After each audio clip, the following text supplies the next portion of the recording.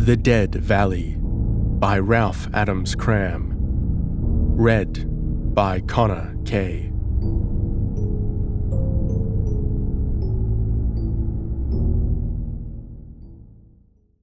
I have a friend, Olof Ehrensvärd, a Swede by birth, who yet, by reason of a strange and melancholy mischance of his early boyhood, has thrown his lot with that of the New World.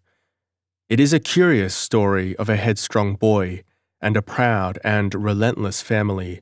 The details do not matter here, but they are sufficient to weave a web of romance around the tall, yellow-bearded man with the sad eyes and the voice that gives itself perfectly to plaintive little Swedish songs remembered out of childhood.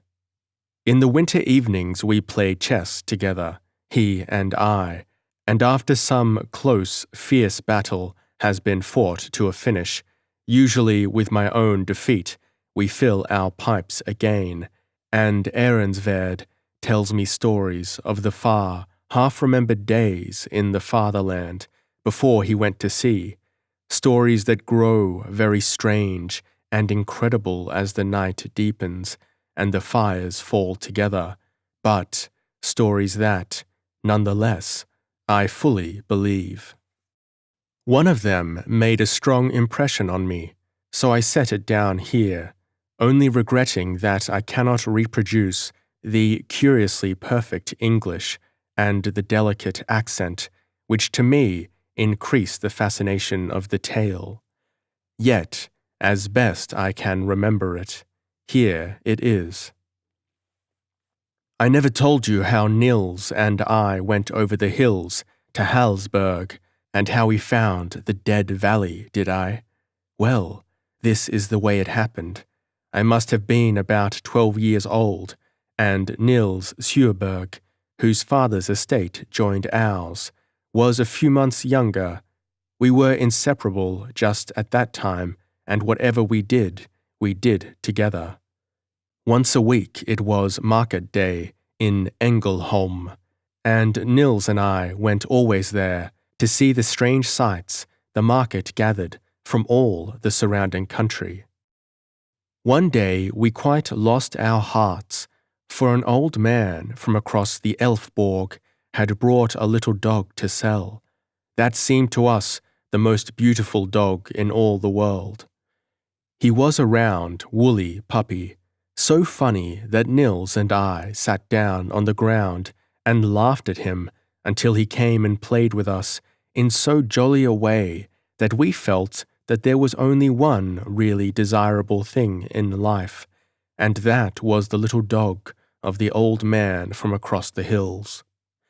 But alas, we had not half money enough wherewith to buy him, so we were forced to beg the old man not to sell him before the next market day, promising that we would bring the money for him then.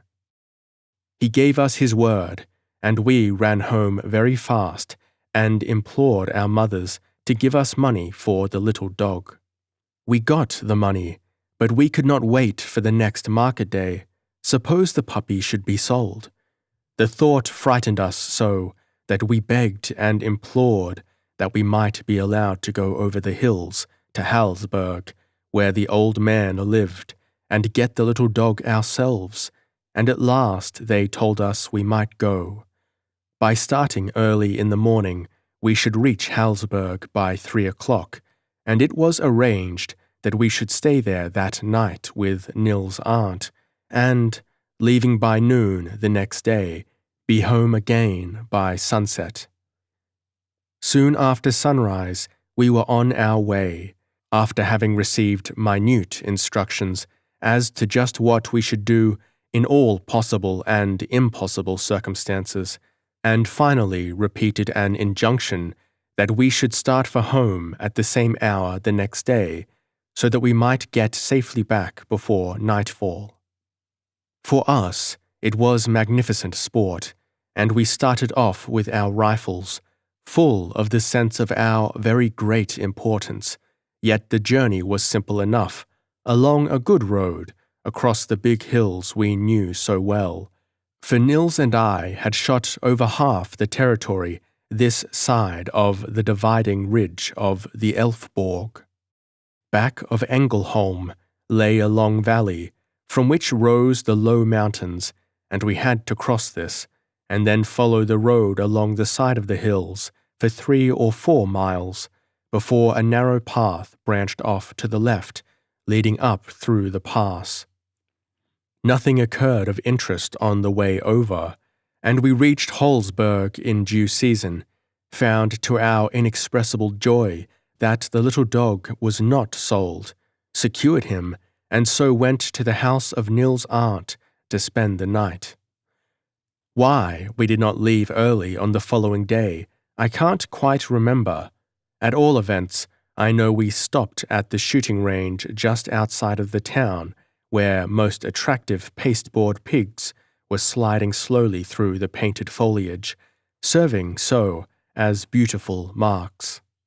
The result was that we did not get fairly started for home until afternoon, and as we found ourselves, at last, pushing up the side of the mountain, with the sun dangerously near their summits, I think we were a little scared at the prospect of the examination and possible punishment that awaited us when we got home at midnight.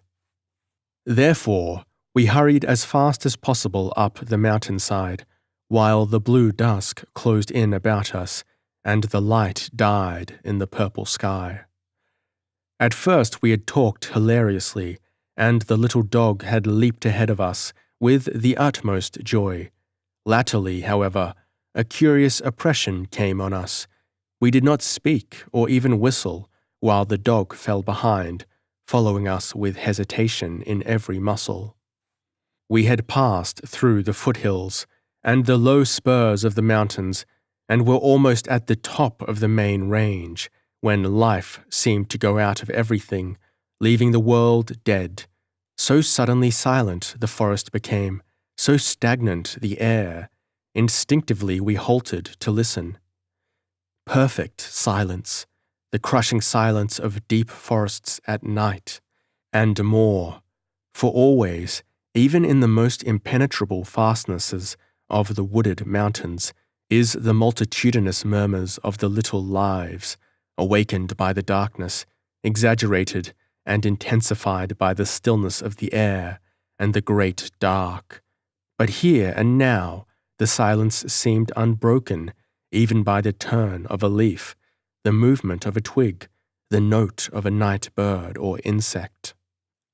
I could hear the blood beat through my veins, and the crushing of the grass under our feet as we advanced with hesitating steps sounded like the falling of trees.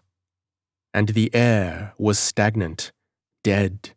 The atmosphere seemed to lie upon the body like the weight of sea on a diver who has ventured too far into its awful depths. What we usually call silence seems so only in relation to the din of ordinary experience. This was silence in the absolute, and it crushed the mind while it intensified the senses, bringing down the awful weight of inextinguishable fear. I know that Nils and I stared towards each other in abject terror, listening to our quick, heavy breathing that sounded to our acute senses like the fitful rush of waters.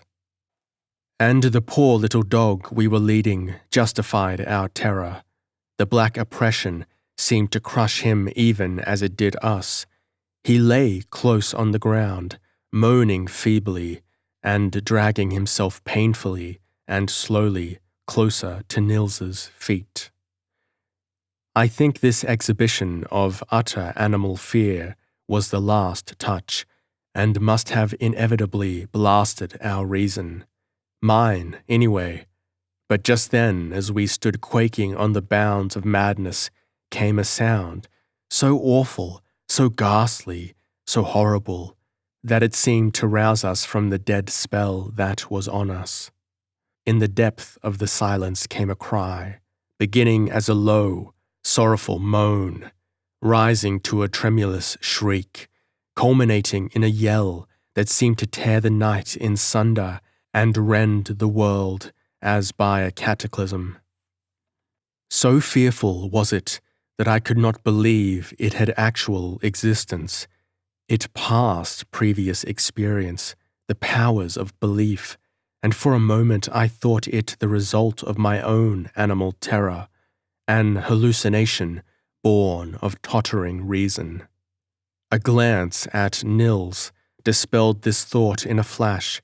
In the pale light of the high stars, he was the embodiment of all possible human fear, quaking with an ague, his jaw fallen, his tongue out, his eyes protruding like that of a hanged man. Without a word, we fled, the panic of fear giving us strength, and together, the little dog caught close in Nils's arms, we sped down the side of the cursed mountains. Anywhere. Our goal was of no account. We had but one impulse, to get away from that place. So under the black trees and the far white stars that flashed through the still leaves overhead, we leapt down the mountainside, regardless of path or landmark, straight through the tangled underbrush, across the mountain streams, through fens and copses, anywhere, so long as our course was downward. How long we ran thus, I have no idea, but by and by the forest fell behind, and we found ourselves among the foothills, and fell exhausted on the dry, short grass, panting like tired dogs. It was lighter here in the open, and presently we looked around to see where we were, and how we were to strike out in order to find the path that would lead us home. We looked in vain for a familiar sign. Behind us rose the great wall of black forest on the flank of the mountain. Before us lay the undulating mounds of low foothills, broken by trees or rocks, and beyond, only the fall of black sky, bright with multitudinous stars that turned its velvet depth into a luminous grey. As I remember, we did not speak to each other once. The terror was too heavy on us for that. But by and by, we rose simultaneously and started out across the hills. Still, the same silence, the same dead, motionless air that was at once sultry and chilling. A heavy heat struck through with an icy chill that felt almost like the burning of frozen steel. Still carrying the helpless dog, Nils pressed on through the hills, and I followed close behind. At last, in front of us, rose a slope of moor touching the white stars.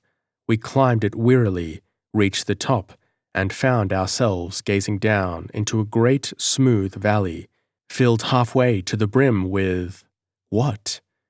As far as the eye could see, stretched a level plain of ashy white, faintly phosphorescent, a sea of velvet fog that lay like motionless water, or rather like a floor of alabaster, so dense did it appear, so seemingly capable of sustaining weight.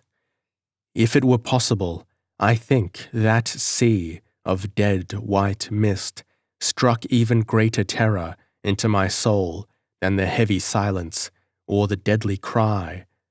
So ominous was it, so utterly unreal, so phantasmal, so impossible, as it lay there like a dead ocean under the steady stars. Yet through that mist we must go. There seemed no other way home, and, shattered with abject fear, mad with the one desire to get back, we started down the slope to where the sea of milky mist ceased, sharp and distinct around the stems of the rough grass. I put one foot into the ghostly fog. A chill as of death struck through me, stopping my heart, and I threw myself backward on the slope. At that instant came again the shriek, close, close, right in our ears, in ourselves, and far out across that damnable sea I saw the cold fog lift like a water spout and toss itself high in writhing convolutions towards the sky. The stars began to grow dim as thick vapor swept across them, and in the growing dark, I saw a great, watery moon lift itself slowly above the palpitating sea, vast and vague in the gathering mist. This was enough. We turned and fled along the margin of the white sea that throbbed now with fitful motion below us, rising, slowly and steadily, driving us higher and higher up the side of the foothills. It was a race for life, that we knew. How we kept it up I cannot understand, but we did, and at last we saw the white sea fall behind us as we staggered up the end of the valley, and then down into a region that we knew, and so into the old path. The last thing I remember was hearing a strange voice, that of Nils, but horribly changed, stammer brokenly, "The dog is dead!" And then the whole world turned around twice, slowly and resistlessly, and consciousness went out with a crash. It was some 3 weeks later, as I remember, that I awoke in my own room and found my mother sitting beside the bed. I could not think very well at first, but as I slowly grew strong again, vague flashes of recollection began to come to me, and little by little, the whole sequence of events of that awful night in the Dead Valley came back. All that I could gain from what was told me was that 3 weeks before I had been found in my own bed, raging sick, and that my illness grew fast into brain fever. I tried to speak of the dread things that had happened to me, but I saw at once that no one looked on them save as the hauntings of a dying frenzy, and so I closed my mouth and kept my own counsel. I must see Nils, however, and so I asked for him. My mother told me that he also had been ill with a strange fever, but that he was now quite well again. Presently they brought him in, and when we were alone, I began to speak to him of the night on the mountain. I shall never forget the shock that struck me down on the pillow when the boy denied everything, denied having gone with me, ever having heard the cry, having seen the valley, or feeling the deadly chill of the ghostly fog. Nothing would shake his determined ignorance, and in spite of myself I was forced to admit that his denials came of no policy of concealment, but from blank oblivion. My weakened brain was in a turmoil. Was it all but the floating phantasm of delirium, or had the horror of the real thing blotted Nils's mind into blankness so far as the events of the night in the Dead Valley were concerned? The latter explanation seemed the only one. Else how explain the sudden illness which in a night had struck us both down? I said nothing more, either to Nils or to my own people, but waited, with a growing determination that, once well again, I would find that valley, if it really existed. It was some weeks before I was really well enough to go, but finally, in late September, I chose a bright, warm, still day, the last smile of the dying summer, and started early that morning along the path that led to Hallsberg. I was sure I knew where the trail struck off to the right, down which we had come from the valley of dead water, for a great tree grew by the Hallsberg path at the point where, with a sense of salvation, we had found the home road. Presently I saw it to the right, a little distance ahead. I think the bright sunlight and the clear air had worked as a tonic to me, for, by the time I came to the foot of the great pine, I had quite lost faith in the verity of the vision that haunted me, believing at last that it was indeed but the nightmare of madness. Nevertheless, I turned sharply to the right, at the base of the tree, into a narrow path that led through a dense thicket. As I did so, I tripped over something. A swarm of flies sung into the air around me, and looking down, I saw the matted fleece, with the poor little bones thrusting through, of the dog we had bought in Halsburg. Then my courage went out with a puff, and I knew that it was all true, and that now I was frightened. Pride and the desire for adventure urged me on, however, and I passed into the close thicket that barred my way. The path was hardly visible, merely the worn road of some small beasts, for, though it showed in the crisp grass, the bushes above grew thick and hardly penetrable. The land rose slowly, and rising grew clearer, until at last I came out on a great slope of hill, unbroken by trees or shrubs, very like my memory of that rise of land we had topped in order that we might find the dead valley and the icy fog. I looked at the sun. It was bright and clear, and all around insects were humming in the autumn air, and birds were darting to and fro. Surely there was no danger, not until nightfall at least, so I began to whistle, and with a rush mounted the last crest of Brown Hill. There lay the dead valley, a great oval basin, almost as smooth and regular as though made by man. On all sides, the grass crept over the brink of the encircling hills, dusty green on the crests, and then faded into ashy brown, and so to a deadly white. This last colour forming a thin ring, running in a long line around the slope, and then nothing. Bare, brown, hard earth, glittering with grains of alkali, but otherwise dead and barren. Not a tuft of grass, not a stick of brushwood, not even a stone, but only the vast expanse of beaten clay. In the midst of the basin, perhaps a mile and a half away, the level expanse was broken by a great dead tree, rising leafless and gaunt into the air. Without a moment's hesitation, I started down into the valley and made for this goal. Every particle of fear seemed to have left me, and even the valley itself did not look so very terrifying. At all events, I was driven by an overwhelming curiosity, and there seemed to be but one thing in the world to do, to get to that tree. As I trudged along over the hard earth, I noticed that the multitudinous voices of birds and insects had died away.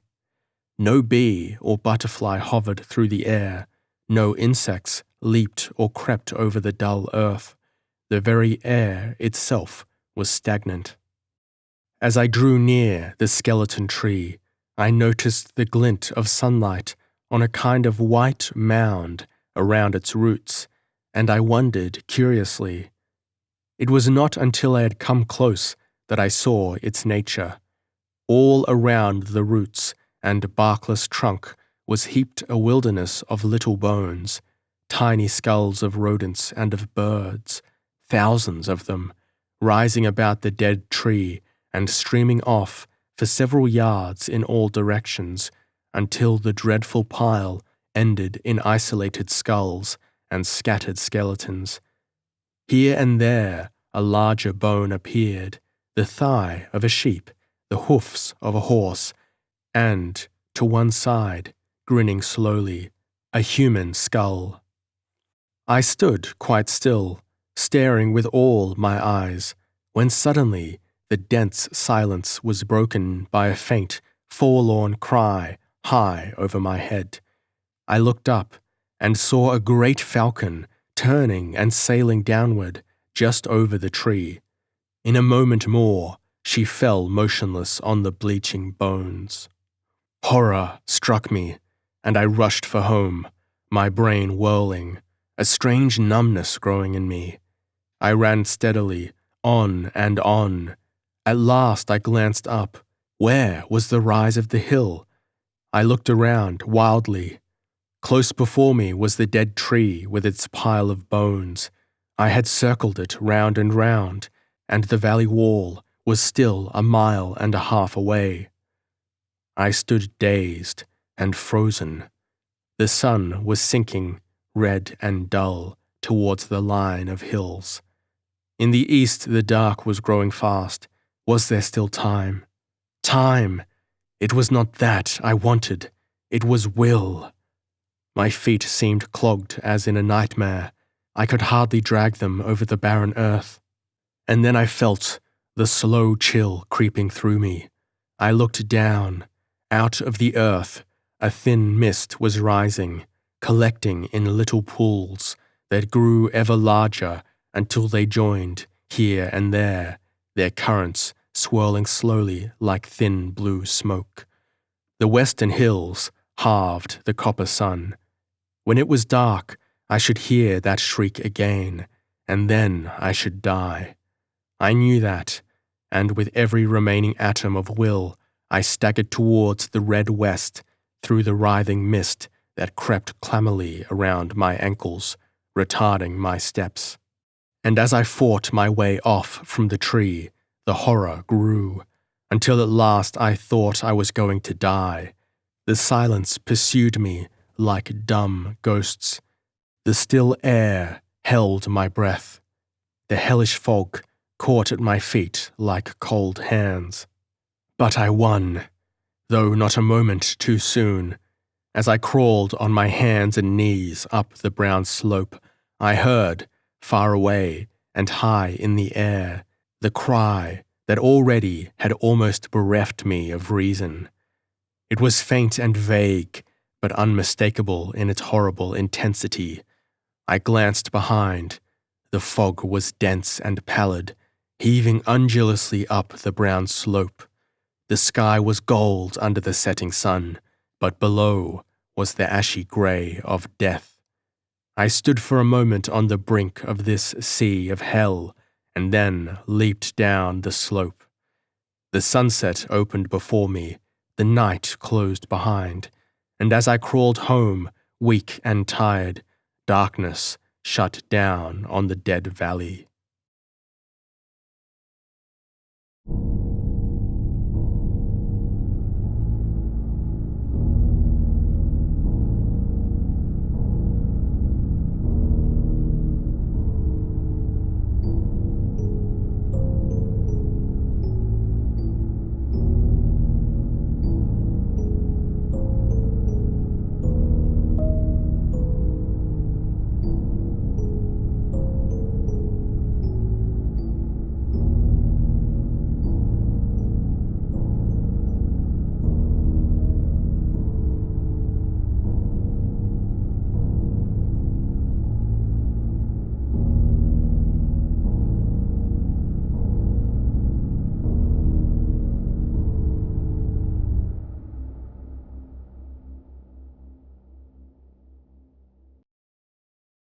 If you've enjoyed this content, consider supporting the Eldritch Archives to grow and make more content.